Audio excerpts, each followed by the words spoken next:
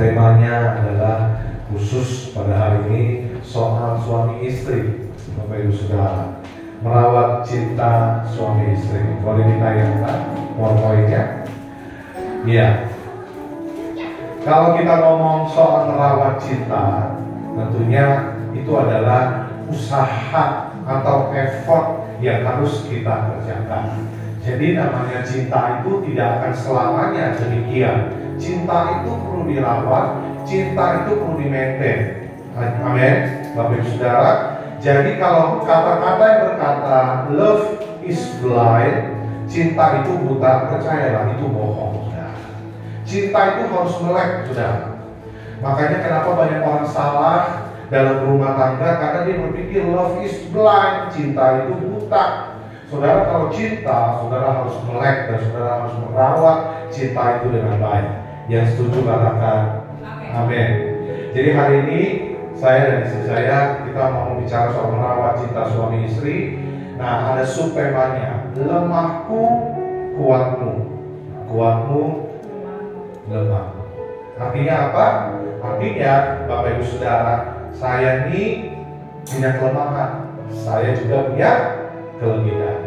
Saya juga punya kelemahan, juga punya kelebihan. Dan kita saling melengkapi. Itulah namanya pernikahan, Bapak Ibu Saudara. Jadi pernikahan itu adalah saling melengkapi, tidak ada yang sempurna. Setuju? Tidak ada yang sempurna. Tidak ada yang sempurna.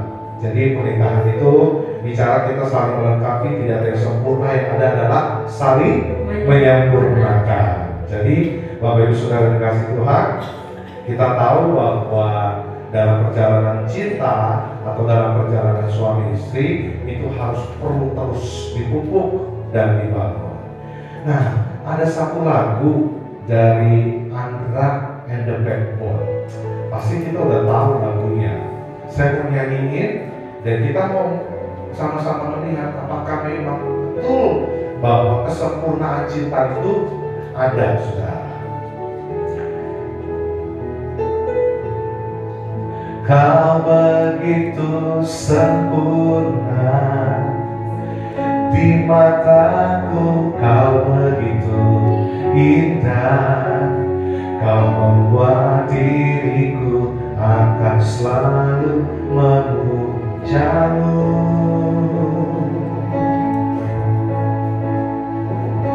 Di setiap langkahku, ku kan selalu memikirkan dirimu. Tak bisa ku bayangkan hidupku tanpa cintamu.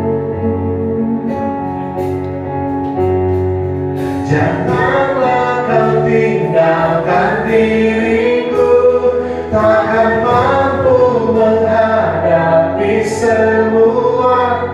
Hanya bersamamu ku akan bisa. Kau adalah darahku, kau adalah jantungku, Kau adalah hidupku, lengkapi diriku. Oh sayangku, kau begitu sempurna. Iya. Ini adalah lagu sekuler yang sering kita nyanyikan. Ya, banyak orang menyanyi lagu ini menyatakan bahwa senang sekali punya pasangan yang sempurna. Tapi sebetulnya kalau menurut kamu ada nggak sih pasangan yang sempurna? kayaknya cuma di film-film ya, Pak Bu. Kalau misalnya kita nonton film, pasti yang sinetron, apalagi ya sinetron, drakor, pasti yang ditampilkan pasti yang indah-indah, yang bagus-bagus, yang cantik-cantik, yang ganteng-ganteng gitu ya Bapak Ibu. Tapi di belakangnya kita nggak tahu ya Bapak Ibu Saudara. Cakar-cakaran. Oh bisa, bisa punggung-punggungan juga bisa. Iya. Pak Sony dan Bu Ita beberapa minggu lalu baru saja merayakan ulang tahun pernikahan yang ke-25. Kalau kita tanya Pak Sony dan Bu Ita, Bagaimana sih perjalanannya? Apakah sempurna? Dapat pasangan yang betul-betul sempurna? Pasti Pak Sule dan Bu Ita juga jawab tidak ya Pak ya. Tidak ada yang sempurna.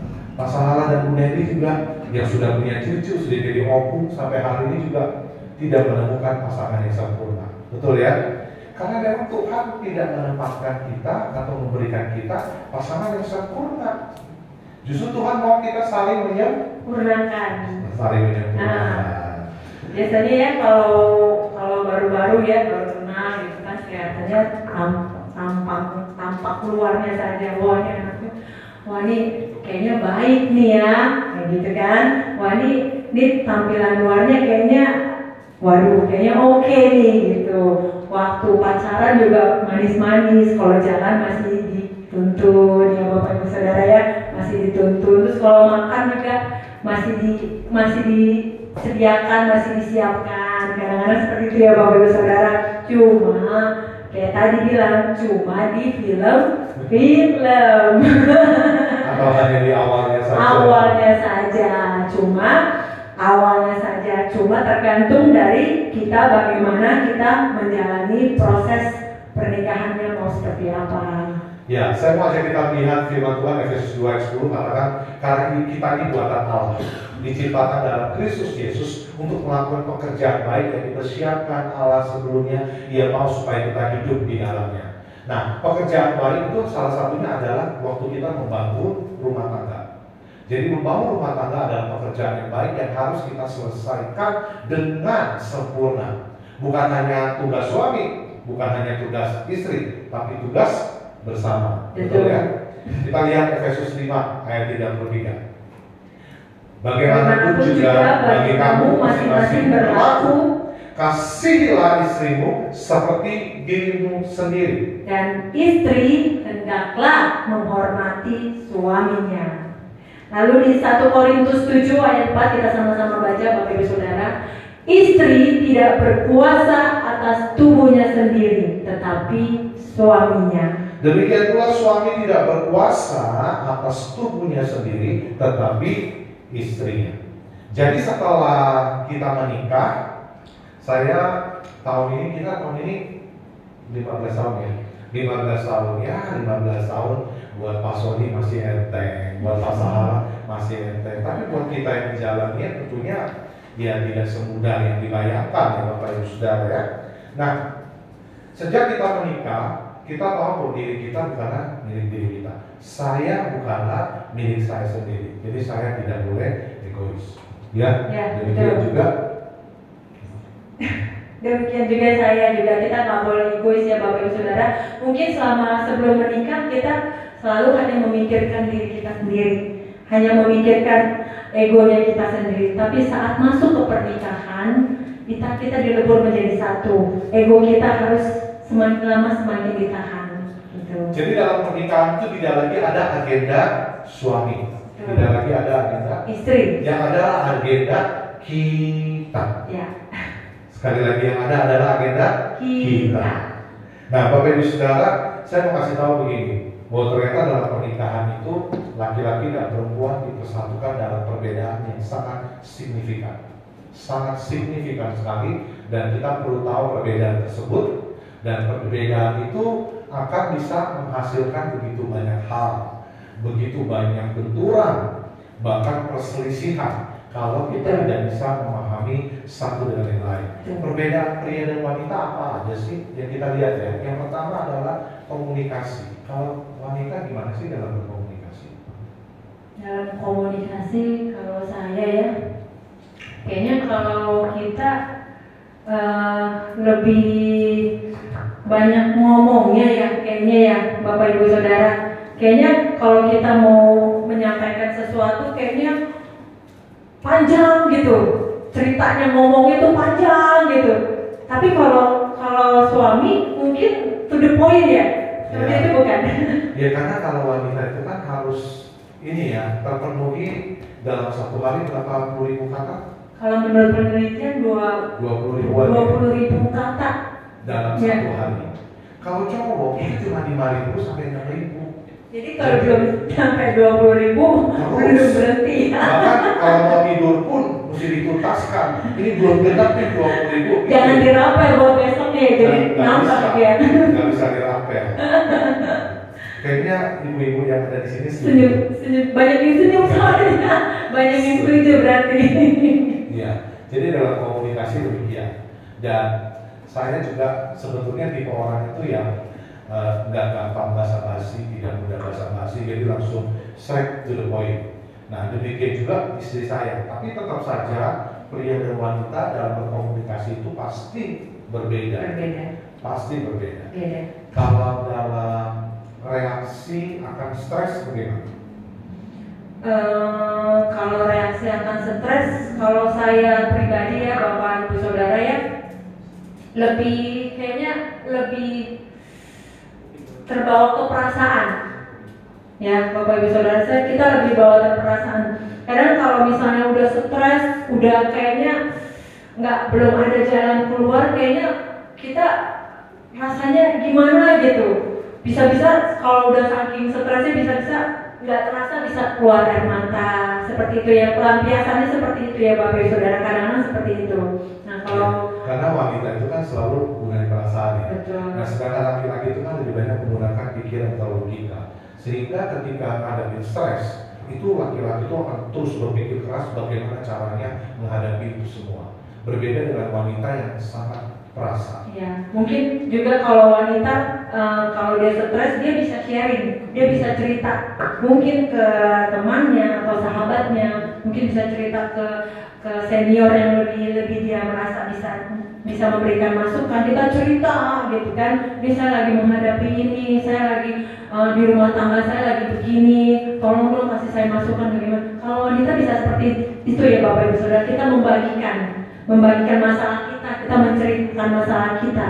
Tapi kalau suami atau pria mungkin tidak bisa seperti kita menceritakan gitu ya. Lebih senang dipendam sendiri dan lebih senang mikirin sendiri. Saya kadang-kadang kalau di rumah lagi banyak, misalkan kayak tugas-tugas, banyak hal materi-materi yang harus saya buat, itu biasanya kalau saya lagi fokus, kalau lagi stres itu, tiba-tiba kalau dia ngajak ngomong, saya nggak akan jawab. Saya nggak akan jawab, dan seringkali itu juga bisa jadi sumber pemicu permasalahan. Betul, benar Bu. Jadi kalau satu waktu ya, kalau dia lagi konsen ngerjain gitu ya, mungkin kerjain khotbah atau lagi ngerjain banyak hal gitu ya, yang dia harus deadline, yang harus dia kerjain. Kalau saya ajak ngomong tuh kayak kita kan tadi bilang, kalau wanita tuh ngomong bisa 20.000 kata per hari. Nah itu kan dicicil ngomongnya ya Bapak Ibu Saudara ya. Kita ngomong waktu dia lagi sibuk, lagi konsen di depan laptop, kita ajak ngomong, saya ini gini-gini, saya tanya gitu, diam aja Bu. Jadi mesti 2 kali sampai 3 kali kita ngomong baru ya gitu dijawab. Seperti itu. Jadi kadang-kadang hal seperti itu jadi buat kita ini juga ya, ini diajak ngomong tinggal respon iya, enggak, kok susah banget gitu. Kadang-kadang seperti itu ya Bapak Ibu Saudara ya. Seperti itu. Ya, jadi kalau misalkan kalau si wanita atau istri tidak bisa memahami sang pria, kalau pria itu lagi tertekan penuh dengan stres gitu ya, biasanya dia akan banyak diam, dia akan banyak berpikir. Nah, pada saat itu sebetulnya pria itu membutuhkan space, membutuhkan ruangan, artinya biarkan dia sendiri. Nah ini yang seringkali mungkin nggak bisa dipahami, dan seringkali wanita malah menuntut ngomong segini. Jadi itulah konflik bisa terjadi. Padahal pria dan wanita sangat berbeda dalam menghadapi stres. Apalagi kemudian adalah emosi. Nah sekali lagi ya, kalau pria itu kan lebih banyak menggunakan pikiran. Nah wanita itu lebih banyak menggunakan perasaan. Jadi kalau sedang emosi, kalau saya dari pria, itu biasanya kita akan langsung emosi ya, kita langsung marah. Nah saya begitu orangnya. Nah sedangkan kalau wanita kan biasanya nyimpan di dalam. Betul. Ya, kalau wanita. Biasanya nih ya, kalau wanita, saya contohnya saya. Kadang-kadang saat kita emosi mungkin saat itu kita bisa ngomong, kita nggak suka, kita nggak terima misalnya gitu ya. Cuma nanti setelah lewat misalnya 1 hari setelahnya atau dalam hitungan jam deh misalnya, kita bisa bisa bahas lagi, kita bisa bahas ulang lagi. Betul nggak ya Bapak Ibu Saudara? Ibu-ibu deh saya tanya, ibu-ibu setuju nggak Bu? Ya, kita bisa ngulang lagi dengan hal yang sama, poin yang sama, kita bisa ngulang lagi, gitu. Kadang suami saya suka ingetin, kamu kalau yang udah lewat udah jangan dibahas lagi. Sering begitu. Cuma ya itu wanita ya, kita nggak bisa bilang ya oke, tapi akan seperti itu terus ya Bapak Ibu. Iya. Jadi kalau wanita ngomel itu berseri. Ada seri 1, seri 2, seri 3 sampai berseri-seri. Kalau laki-laki itu pengennya udah selesai, udah gitu ya. Jadi para pria-pria harus bisa memahami emosi dari wanita. Apalagi ketika wanita itu sedang datang bulan. Wah, itu bisa lebih ini lagi. Harus kita mengerti dan memahami, gitu ya. Iya, betul. Karena anak saya suka bilang, Mami, kalau saya agak ngomel, banyak ngomel, Mami lagi datang bulan ya?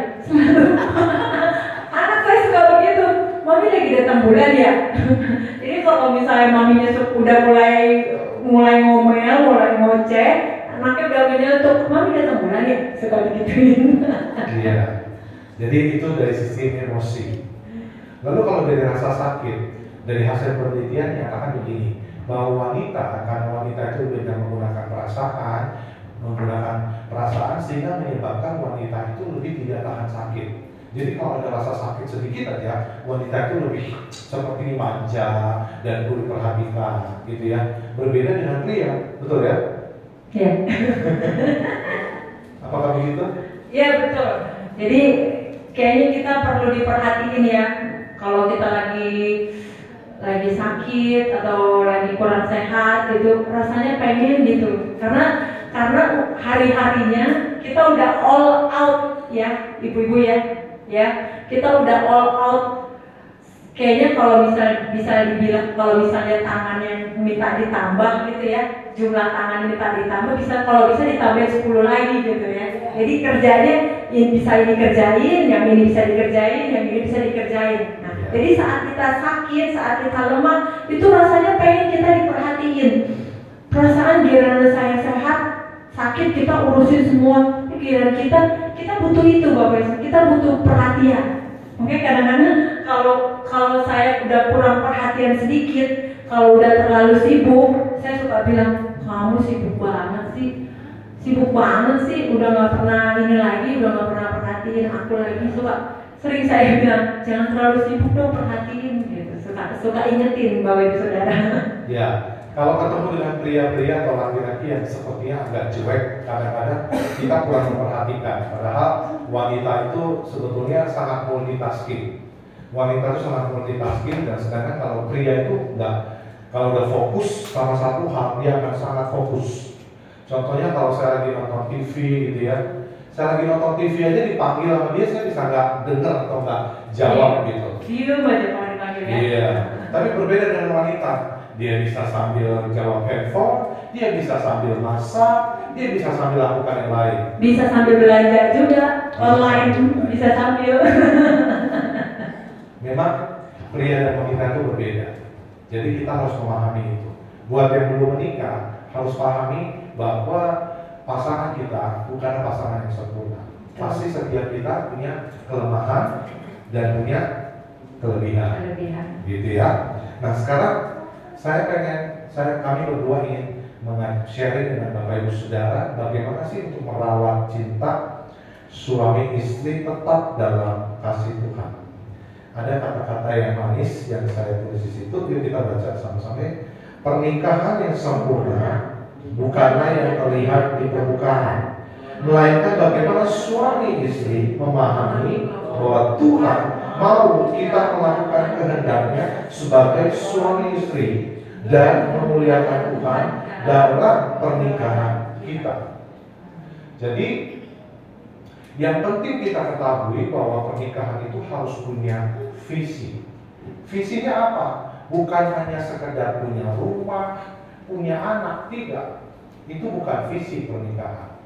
Tapi visi pernikahan adalah kita bergandengan tangan bersama sebagai suami istri untuk melakukan kehendak sebagai suami istri dan memuliakan Tuhan dalam pernikahan. Melakukan kehendak kepada Tuhan tentunya. Jadi Bapak Ibu Saudara harus mencatat itu baik-baik dalam pikiran kita supaya pernikahan kita ini bisa menjadi langgeng dan awet. Nah, kita mau lihat ya, bagaimana merawat cinta. Yang pertama adalah, mari kita lihat sama-sama. Memilih selalu ada di pihak Tuhan. Yosua 24 ayat 15 katakan begini, tetapi jika kamu anggap tidak baik untuk beribadah kepada Tuhan, pilihlah pada hari ini kepada siapa kamu akan beribadah. Allah yang kepadanya nenek moyang beribadah di seberang sungai Efrat, atau Allah orang Amori yang negerinya kamu diami ini. Tetapi aku dan seisi rumahku, kami akan beribadah kepada Tuhan. Saudara, dalam pernikahan kita harus selalu memilih, selalu ada di pihak Tuhan. Jangan kita minta bahwa pernikahan itu harusnya kita, ya Tuhan ada di pihak kita loh. Kita yang harus ada di pihak Tuhan. Artinya apa? Kita yang harus melakukan apa yang menjadi bagian kita di hadapan Tuhan. Saya bertemu dengan istri saya di gereja, dan kami ini dijodohin. Yang jodohin tau gak siapa? Orang tua saya. Saya cuma berpikir begini, kalau papa dan mama melihat sesuatu yang baik, ya orang tua itu matanya walaupun udah tua ya, ini buat anak-anak muda. Kalau mau cari jodoh, pertama kali yang ditanya adalah orang tua. Kalau orang tua bilang jangan, silakan coba. Pasti saudara akan hancur-hancuran dalam membangun rumah tangga. Tapi kalau orang tua bilang, ya, nah, lanjutkan saudara. Amin. Nah, waktu itu papa dan mama saya yang memilih calon buat saya. Dia, istri saya sekarang. Nah, saya berpikir begini, cinta itu kan dari mata turun ke hati. Waktu pertama kali lihat dia, saya cuma berpikir bahwa oke, Tuhan, kalau ini memang dari Tuhan, Tuhan berikan yang terbaik, dan dia ini kami terus bawa dalam doa. Dan dia juga ternyata adalah seorang yang sangat rajin beribadah, bukan hanya rajin beribadah, lagi terlibat dalam pelayanan, ada kasih yang besar. Dan saya lihat, yang saya lihat sebagai suami, saya melihat istri saya, dia sangat sayang sama keluarga. Bukan cuma sama keluarganya, atau bukan sama orang tuanya aja, sama orang tua saya pun dia sangat sayang. Maaf, saya mau cerita sedikit. Sampai dalemannya mama saya aja dia yang beliin. Sampai mama saya kasih kesaksian, kami 9 bersaudara, tapi tidak pernah ada satu mantu pun yang membelikan daleman buat orang tua saya. Dan istri saya melakukan itu. Di situ saya merasakan bahwa ketika kami ada di pihak Tuhan, Bapak Ibu Saudara, kita sungguh-sungguh sama Tuhan, Tuhan yang menyertai pernikahan ini. Saudara berpikir 15 tahun kami nggak pernah berantem, sering berantem. Apalagi kami ini sama-sama koleris. Saya koleris, dia juga koleris. Jadi kita banyak konflik, sering konflik, saudara. Tapi kita mengerti bahwa pernikahan itu ada visi. Konflik, ya jangan terus dibiarkan. Amin, Bapak Ibu Saudara. Mungkin awal pernikahan konflik itu biasa muncul. Awal pertama masih baru-baru masih, tapi makin lama konflik terus. Karena kita kan berbeda, pria wanita berbeda. Ya Bapak Ibu Saudara. Jadi waktu awal-awal konflik pertama kita hadapi itu mungkin hal kecil ya Bapak Ibu Saudara. Cuma buat kita, terutama buat saya gitu, kayaknya kalau udah konflik begini kayaknya saya nggak nyaman seperti itu ya. Mungkin waktu awal-awal kita berantem, ribut, dan ributnya kita ribut hal kecil lah, kita ngomong gitu kan. Udah selesai, dianya udah gitu loh. Saya lihat kok dia udah selesai gitu. Tapi kalau di sayanya kok kayaknya belum selesai. Karena kita seperti itu ya ibu-ibu ya. Kita belum selesai, kita merasa ini urusannya belum selesai. Tapi dia udah biasa aja. Suami udah biasa aja. Kok ini kayaknya seakan-akan kesannya masalahnya itu kayak digantung gitu loh. Padahal dari pihak pria ya sudah lah. Kalau udah ini selesai ya sudah, nggak usah dibahas. Kayak seperti yang tadi saya bilang, kalau wanita tuh lebih mungkin yang sudah terjadi diungkit lagi, yang sudah terjadi diungkit lagi. Nah, karena pria juga lebih nggak terlalu memanjangkan masalah. Udah selesai ya sudah. Memang kadang wanita terus dilanjutkan. Jadi sebenarnya yang masalah nggak selesai itu yang bikin masalah nggak selesai ya di kita sebenarnya poinnya. Cuma ya gitu, kita perpanjang terus gitu. Kayaknya kalau nggak dia mulai duluan, udah ya maunya diginiin, udah ya ini udah selesai, maunya seperti itu kita, udah ya jangan dibahas lagi, ya udah maunya begitu. Tapi kan ada yang mungkin kalau pria ya sudah nggak usah dibahas, nggak usah diomongin. Tapi kalau kita maunya udah ya nggak usah dibahas lagi, nggak usah dilanjutin lagi, maunya seperti itu gitu ya. Ya, kalau bicara kita selalu ada di pihak Tuhan juga, kami dalam Bahtera Rumah Tangga menjalani pernikahan ada banyak hal yang memang kami selalu bawa ke dalam tangan Tuhan. Pertama, ketika masuk dalam pernikahan, ya kami di vonis dokter nggak bisa punya anak, dan itu tidak menjadi sebuah kekhawatiran dan ketakutan yang sangat berarti, karena saat itu istri saya berkata, ya kita punya Tuhan, kita punya dokter, kita semua dokter, kita percaya Tuhan bisa membuat mukjizat. Jadi kami berdoa bersama.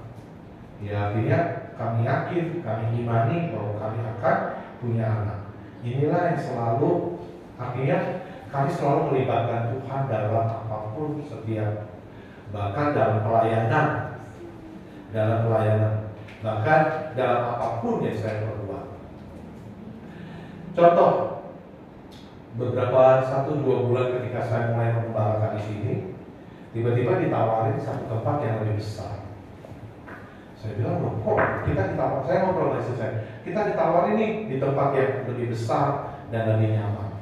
Lalu kamu bilang apa? Ya saya bilang, kayaknya lebih baik di sini. Saya bilang lebih baik di sini karena nggak mungkin kita harus berusaha untuk namanya kita masuk di tempat yang baru, kita nggak bisa langsung yang langsung instan. Kita bisa langsung berbaur dengan yang lain, membangun pelayanan sama-sama. Itu nggak bisa kalau dengan waktu singkat gitu. Apalagi ditawari pindah baru berapa bulan kita di sini? Tadi berapa bulan? 2 bulan kita di sini, kita ditawarin untuk pegang di tempat yang lain. Lalu saya bilang, gimana kalau kita tinggal, gimana yang di sini di saat mereka sudah mulai menerima kita, di saat kita sudah mulai tercipta rasa kekeluargaannya, kok tahu-tahu disuruh pindah, disuruh tinggalin ini gitu loh. Saya bilang sama dia, kayaknya kita lebih baik tetap di sini, saya bilang. Ya akhirnya berdasarkan akhir diskusi dan kita berdoa, ya kita memilih selalu ada di pihak Tuhan. Jadi dalam segala tindakan apapun yang kita lakukan sebagai suami istri, kita selalu mengutamakan Tuhan ada di pihak kita. Sekarang yang berikutnya. Nah yang kedua bagaimana cara merawat cinta suami istri. Yang kedua, kasih sebagai pengikat. 1 Korintus 13 ayat 4-5 dikatakan, kasih itu sabar dan murah hati.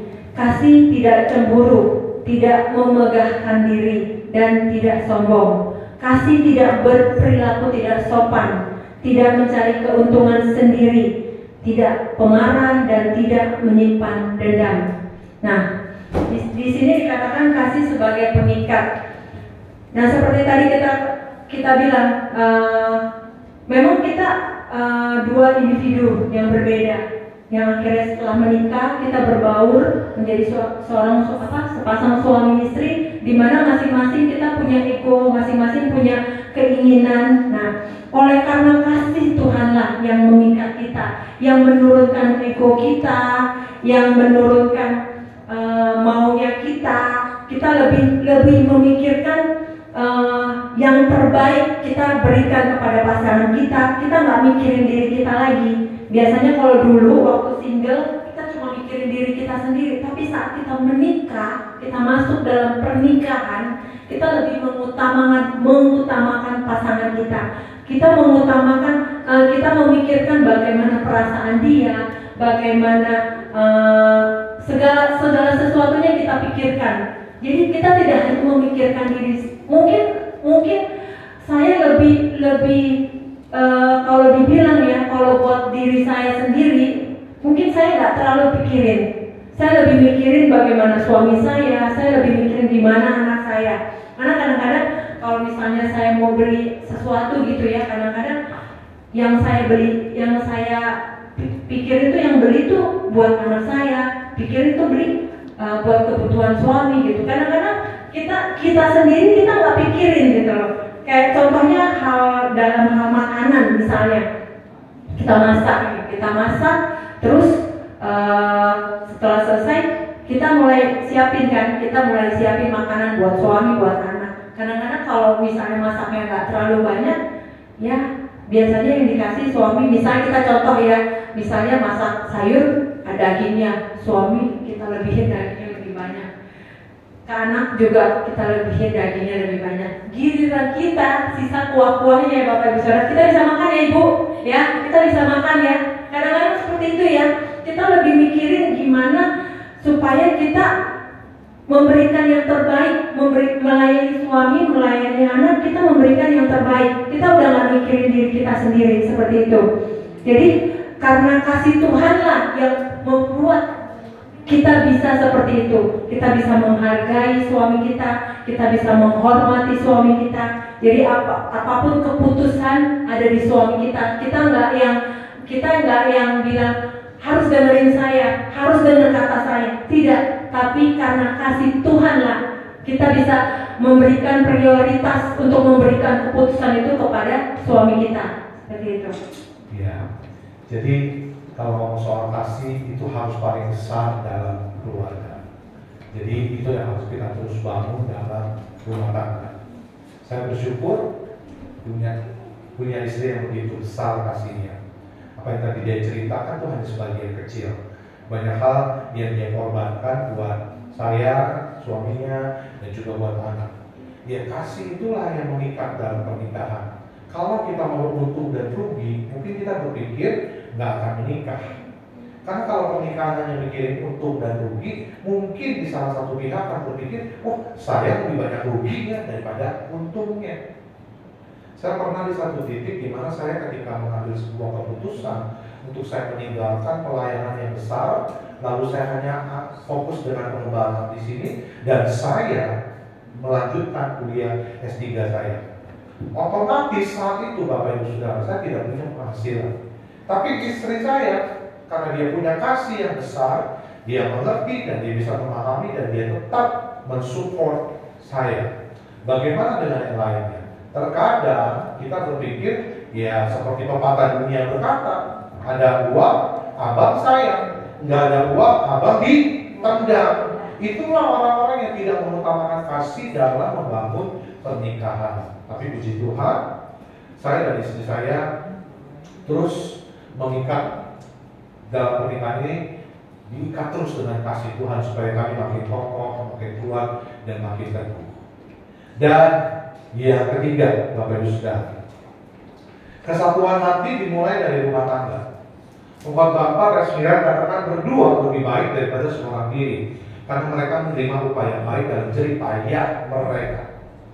Ketika saya dan istri saya, kita berdua sudah mulai menikah dan kita membangun rumah tangga, Bapak Ibu Saudara, kita mengerti bahwa kita ini bukan single lagi. Kita ini bukan sendiri. Saya berupaya ketika saya sudah mulai menikah, bahkan punya anak, kemanapun saya pergi pelayanan, saya selalu bawa serta istri saya. Terkecuali ketika sudah mengembalakan di sini, kadang-kadang kalau saya pergi keluar kota, dia nggak bisa ikut. Tapi kalau pergi dalam kota, dia masih bisa ikut dan masih bisa di sini bisa ditinggalkan. Pasti saya selalu akan bawa dia. Kenapa? Karena saya tahu kesatuan hati itu dimulai dari rumah tangga. Kita ini bersepakat itu dimulai dari rumah tangga. Dan kesatuan hati itu bukan bicara uniform, bukan bicara nanti Imlek kita pakai baju samaannya, enggak, bukan bicara itu Bapak Ibu Saudara. Tapi kesatuan hati bicara mengenai ketika kita punya visi yang sama, kita punya kasih sebagai pengikat, dan kita tahu kesatuan hati itu dimulai dari rumah tangga. Bagaimana kita selalu bersama-sama berjalan bergandengan tangan, sehingga seperti Khotbah 49 katakan bahwa berdua lebih baik daripada seorang diri. Kenapa saya dan istri saya mengajak dia, yuk kita coba sharing suami istri begini. Karena saya percaya ketika saya khotbah sendiri dibanding dengan saya khotbah berdua, itu akan lebih powerful, saudara. Karena berkahnya bukan hanya buat laki-laki, tapi juga buat perempuan, bahkan buat yang belum menikah juga. Betul ya? Betul. Ya, sekarang yang terakhir. Terakhir ada yang ketiga. Iya, terakhir. Yang terakhir kita lihat di 1 Korintus 11 ayat 3. Tetapi aku mau supaya kamu mengetahui hal ini, yaitu kepala dari tiap-tiap laki-laki ialah Kristus, kepala dari perempuan ialah laki-laki, dan kepala dari Kristus ialah Allah. Jadi dikatakan di sini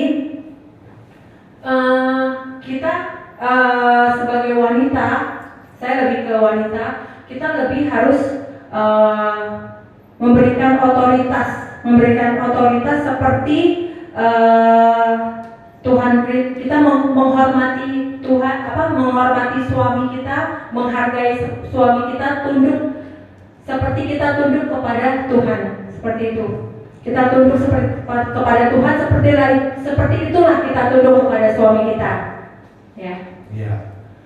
Iya, kalau kita ngomong soal otoritas, ya laki-laki jangan merasa menang. Laki-laki itu jangan merasa menang. Laki-laki itu punya tugas, punya tanggung jawab sebagai imam, nabi, dan raja. Sorry to say, kalau para laki-laki tidak berfungsi sebagai nabi, imam, dan raja, maka laki-laki juga artinya disfungsi. Fungsinya tidak berjalan dengan baik, dan ini harus berhati-hati Bapak Ibu Saudara, karena tudungnya laki-laki itu Tuhan, tudungnya perempuan itu laki-laki. Laki-laki seharusnya melindungi wanita, seharusnya mengcover wanita, seharusnya mengasihi wanita, bukannya malah saudara, menganiaya wanita, ya saudara ya, malah mempermainkan wanita, saudara. Ini berbahaya. Makanya ya, kalau wanita misalkan dizolimi, kalau dia sudah mulai berlutut, kalau dia sudah mulai diam dan dia mulai berdoa, laki-laki hati-hati. Makanya wanita itu luar biasa, karena wanita itu punya insting itu yang sangat kuat. Karena kita laki-laki tudungnya adalah Tuhan, jangan sampai di wanita melewati kita dan dia langsung ngadu sama ke atas, saudara. Urusannya udah ya. Urusannya itu Tuhan dan urusannya. Jangan sampai kayak begitu, saudara. Jadi wanita kita di bawah laki-laki. Jangan kebalik ya, Bapak Ibu Saudara. Mungkin kalau dari segi pekerjaan, saya contoh misalnya, mungkin istrinya kerjanya lebih baik, kerjanya penghasilannya lebih besar, sukses, tapi suaminya hanya punya pekerjaannya yang ya gajinya cukuplah UMR misalnya ya. Itu bukan berarti istri itu lebih berkuasa, lebih powerful, bukan seperti itu, Bapak Ibu Saudara. Justru di saat suami punya penghasilan lebih kecil dari istri, tetap yang mengambil keputusan itu ada di tangan suami. Kita sebagai istri nggak bisa yang saya loh yang punya penghasilan lebih besar, saya yang mampu mencukupi semua. Bukan berarti kita yang memegang kuasa atas rumah tangga kita, tapi suamilah yang bisa memberikan keputusan harus bagaimana di saat banyak hal yang harus diputuskan. Suamilah yang mengambil peran, bukan kita sebagai wanita. Seperti itu. Mau selemah apapun, tetap suami otoritas dalam rumah tangga. Seperti itu ya Bapak Ibu Saudara. Iya, jadi kalau ngomongin otoritas ini sangat sebetulnya kita bisa membahas berseri-seri Bapak Ibu Saudara. Karena banyak sekali orang yang tidak bisa menghargai otoritas. Dan kalau kita tidak bisa menghargai otoritas, maka biasanya hidup kita itu terhalang, berkatnya itu blessingnya juga jadi terhalang Bapak Ibu Saudara. Nah, saya mau ngomong dari pihak laki-laki. Saudara pernah nggak dengar kata-kata begini, ikatan suami-suami takut istri? Betul nggak? Sering ya dengar kata-kata gitu ya. Tapi saya mau bilang begini, sebetulnya kalau suami yang betul dia nggak akan bukannya takut sama istri, tapi dia mengasihi istri. Contoh, kalau dia ngomong apa, saya banyak nurutin apa yang dia mau. Bukan berarti saya tidak punya kemauan. Kalau dia ngomong, saudara, seringkali saya kadang-kadang ikutin apa yang dia mau. Bukan berarti saya nggak punya pilihan, Bapak Ibu Saudara. Bukan berarti saya menjadi takut sama dia, enggak, saudara. Tapi saya menghargai dia, menghormati dia, dan saya berpikir pilihannya juga masih oke. Kenapa tidak? Jangan sampai kita laki-laki nggak bisa. Saya udah bilang begini ya begini, nggak bisa kayak gitu. Nggak mau dengerin istrinya ngomong gitu ya? Nggak mau dengerin istrinya kasih masukan gitu ya? Iya, itu berbahaya, saudara. Itu berbahaya. Nah, saya seringkali kalau pulang khotbah di perjalanan, saya suka tanya sama dia, khotbah saya tadi bagaimana? Nah, istri saya ini orangnya sangat baik. Jadi selalu bilang, bagus, luar biasa, saudara. Padahal saya inginnya dia mengkritisi saya. Dia mengkritisi saya. Tapi ada beberapa kali dia memberikan pandangan. Dan menurut saya itu baik, saudara. Laki-laki jangan sombong. Jangan sombong. Kita tetap butuh namanya perempuan. Biasanya di balik laki-laki yang sukses selalu ada perempuan. Siapa perempuan di belakangnya yang membuat laki-laki itu jadi sukses? Hari-hari ini saya sedang bergumul dengan disertasi saya. Kuliah doktor itu sudah jalan tahun keempat, Bapak Ibu Saudara. Dan kuliah dokter itu tidak mudah. Tapi walaupun istri saya tidak kuliah, tapi dia adalah tim support yang sangat luar biasa buat saya. Tim supportnya yang sangat luar biasa buat saya. Saat saya mau melangkah untuk kuliah di tahun pertama, saya udah nggak ada duit buat bayar. Karena di tahun pertama saya kuliah, saya memutuskan untuk melepaskan semua jabatan saya dan fokus dengan pelayanan di sini. Saudara, buat laki-laki gengsi loh, saudara. Buat laki-laki nggak enak loh, saudara. Tapi ada pihak wanita yang selalu mendukung dan mensupport sehingga fungsi laki-laki itu tetap ada. Bukankah begitu? Betul sekali. Iya. Jadi Bapak Ibu Saudara yang dikasih Tuhan, hari ini kami mau mengingatkan bahwa pernikahan itu nggak ada yang sempurna. Jangan pernah mencari kesempurnaan dalam pernikahan. Dan jangan pula mau dibohongin sama lagu-lagu cinta yang kagak jelas, saudara. Mereka cuma pintar dalam melakukan, tapi dalam praktek belum tentu, Bapak Ibu Saudara. Jadi kalau mau mempertahankan keharmonisan rumah tangga dalam pernikahan kita, ya bangunlah terus kasih yang kuat di dalam Tuhan. Tuhan yang di atas segalanya, suami, istri, keluarga. Ya, jadi ketika kita menempatkan harga otoritas, maka itu pun juga akan berkat-berkat yang lain juga akan mengalir melimpah turun dalam kehidupan kita. Betul kan? Oke. Dan kenapa kami perlu sharing ini? Karena banyak sekali keluarga Kristen yang cuma berani melangkah menikah, tapi nggak mau bertanggung jawab dengan keputusannya. Kalau saudara berani melangkah, harus bertanggung jawab dengan keputusannya. Dan menikahlah dengan orang yang siap untuk menikah. Jangan menikah dengan orang yang tidak siap untuk menikah. Saya mau tutup dengan cerita pernikahan ketika kami mulai menikah. Saya dan istri mau menikah, kita tidak punya apa-apa. Cewek-cewek kalau mau menikah dengan suami yang serba punya apa-apa, udah siap-siap rumah tangga saudara gak akan bahagia. Kalau yang saudara cari hanya materi. Kan sekarang begitu ya, yang dicari materi. Gue gak mau nikah sama orang susah, hidup gue udah susah, entar nikah sama orang susah, nambah susah lagi. Saudara harus lihat siapa laki-laki itu. Kalau saudara lihat ada masa depan dalam laki-laki itu, menikah dengan dia. Tapi jangan cuma cari hartanya. Saya sama istri saya pada saat itu, kami menikah betul-betul tidak punya apa-apa ya. Nggak bener-bener buat nikah. Buat nikah. Saya kasih tahu ya, jas yang saya pakai sama celana itu sewa cuma 200.000 sudah. Dan istri saya baju pengantin ceweknya ya, ibu-ibu, suami saya kan aktif pelayanan, jadi dia waktunya tuh susah gitu ya. Saya ke Mangga 2 sendirian. Pertama saya ke Mangga 2 sendirian, saya hunting cari baju yang termurah gitu ya. Saya cari baju yang termurah. Waktu saya udah dapet pilihan, baru saya ajak dia cari waktu sama dia, baru itu saya beli baju yang waktu itu harganya 900-an ribu ya, 900.000. Itu bajunya yang simpel. Terus setelah saya beli baju itu, saya beli itu Bu, payet-payet yang mengkilap yang bagus. Itu saya begadang sampai menjelang hari pernikahan, saya jahit sendiri biar kelihatan bagus gitu ya, mengkilap gitu. Saya dibantu mama saya. Setiap saya pulang kerja, saya mulai kerjain PR sama mama saya berdua. Sampai besoknya mau menikah juga belum selesai, dikit lagi lanjut terus ngejahit itu baju. Sampai hari ini baju itu saya simpan buat kenang-kenangan.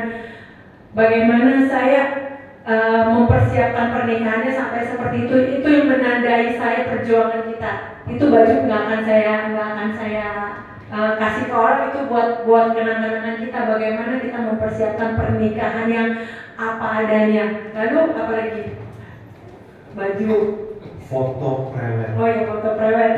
Kita nggak foto prewed di Amerika, kita nggak foto prewed di studio foto yang mahal. Saudara tahu gimana caranya kita foto prewed? Zaman waktu itu kami melihat kota wisata itu adalah tempat yang paling indah buat foto prewed. Pergilah kami ke kota wisata dan kita cari tukang foto. Waktu itu tukang foto, ya kita panggil ya. Kita panggil, dia foto-fotoin kita di kota wisata sambil foto, sambil dikejar-kejar satpam, saudara. Karena nggak boleh kan, saudara? Kan ada yang gratisan ceritanya tempat fotonya ya. Gratisan, dan akhirnya selesailah foto. Dan tanpa dicuci, kita yang harus buat sendiri segala macam. Kita cuma ambil filenya aja, saudara. Pokoknya bayaran begitu sangat murah, saudara. Iya. Sekarang cuma jasa buat foto-fotonya aja, Bapak Ibu sudah. Bapak Ibu, tapi buat saya pernikahan itu indah. Kenapa? Ketika kami menjalaninya semua serba sederhana, kami bisa menghargai apa itu yang namanya uang, apa itu namanya berkat yang Tuhan kasih ke kami bisa menghargai. Sedikit pun kami bisa menghargai, karena kami tahu kami tidak membangun segala sesuatunya untuk dilihat orang, tapi kami membangun segala sesuatunya adalah untuk memuliakan Tuhan. Beda ya Bapak Ibu Saudara, tujuan kita nikah buat apa? Supaya dilihat orang kah? Atau memang kita mau mempermuliakan nama Tuhan?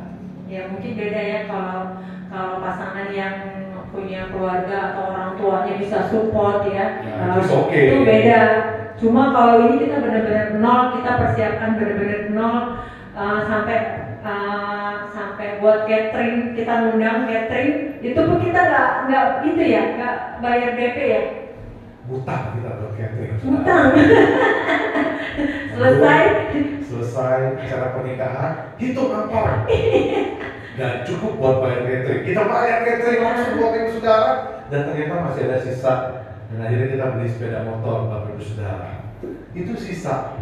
Tapi ya kita makin hidup dengan jadi kita jalanin sekarang gitu, kita benar seperti suami saya bilang, kita menghargai apa yang kita terima hari ini, karena kita menjalani proses itu benar-benar dari nol. Kita lakukan bersama, kita komitmen bersama, kita bangun bersama. Jadi pada saat ini, di titik ini, kita benar-benar merasakan penyertaan Tuhan yang luar biasa.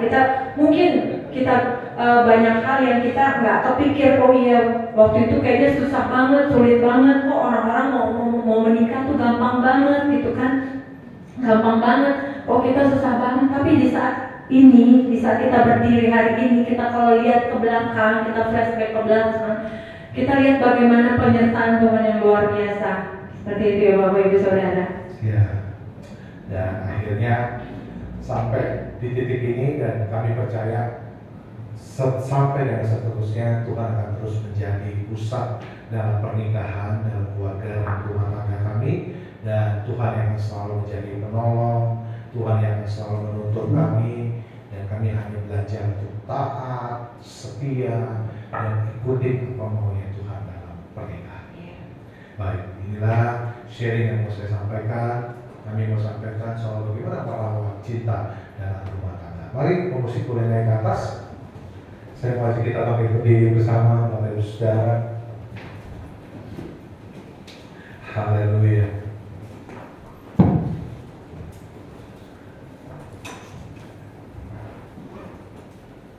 Saya mau ajak kita nyanyi satu lagu ini sederhana.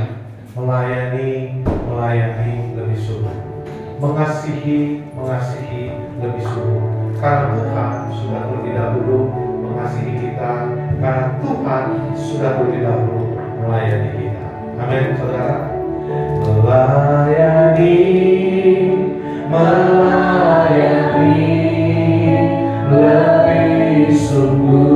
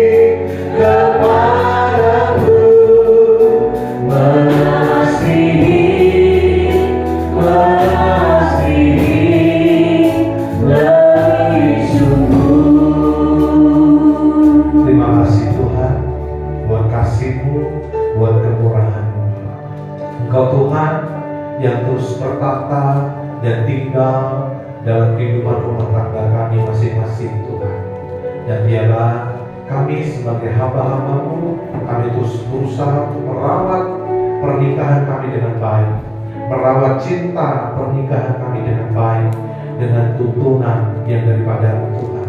Kami tahu kami perlu dengan kelemahan dan kekurangan, namun Engkau Allah yang mampu menyempurnakan kami. Terima kasih Tuhan. Biarlah kiranya firman Tuhan yang kami sampaikan berhenti sampai di sini, tapi terus menjadi rema, dan Tuhan terus bicara dalam setiap hati yang akan ya Bapa. Dalam nama Tuhan Yesus, kami bersyukur, kami berdoa. Haleluya. Amin. Puji Tuhan. Silakan duduk Bapak Ibu Saudara yang dikasihi Tuhan.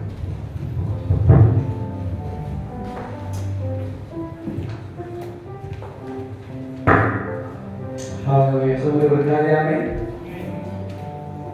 Yang suami istri diberkati, yang baru mau jadi suami istri juga masih diberkati. Haleluya. Kita memberikan persembahan kita yang kedua. Mari kita persiapkan yang terbaik.